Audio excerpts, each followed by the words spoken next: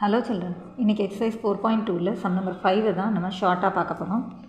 Okay, இப்போ இதில் என்ன கொடுத்துருக்காங்க அப்படின்னா PQRB அப்படிங்கிறது ஒரு ராம்பஸ் அப்படின்னு சொல்லியிருக்காங்க. ராம்பஸ்னால் ஆல் சைட்ஸ் ஈக்குவலாக இருக்கிற ஒரு ஷேப்பு.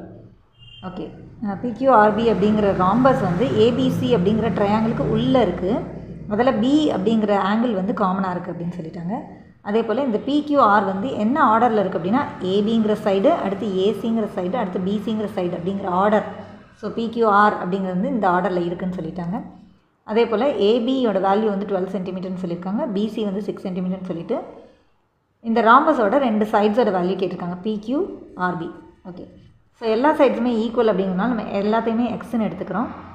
அதே போல் நமக்கு தேவையான வேல்யூஸ் வேணும் அப்படிங்கும்போது இந்த இடத்துல ஆர்சி வந்து நமக்கு இது டோட்டலாக 6 அப்படிங்கிறனால இது வரைக்கும் எக்ஸு, இந்த ராம்பஸோட ஒரு சைடுங்கிறதுனால இதை எக்ஸ்ன்னு எடுத்ததுனால இந்த ஆர்சி வந்து 6 - xன்னு எடுத்துக்கிறோம்.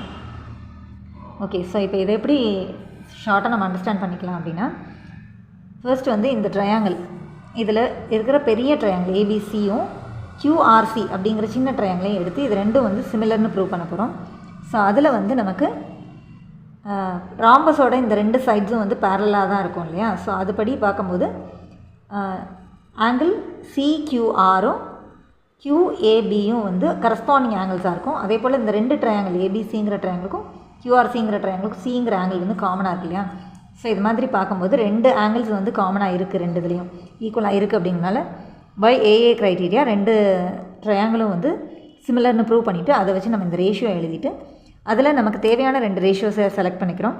ஸோ AB/QR, BC/RC இது ரெண்டுக்கும் வேல்யூஸ் நம்ம சப்ஸ்டியூட் பண்ணி கிராஸ் மல்டிப்ளை பண்ணி நம்ம சால்வ் பண்ணும்போது நமக்கு எக்ஸோட வேல்யூ கிடச்சிரும். That's all.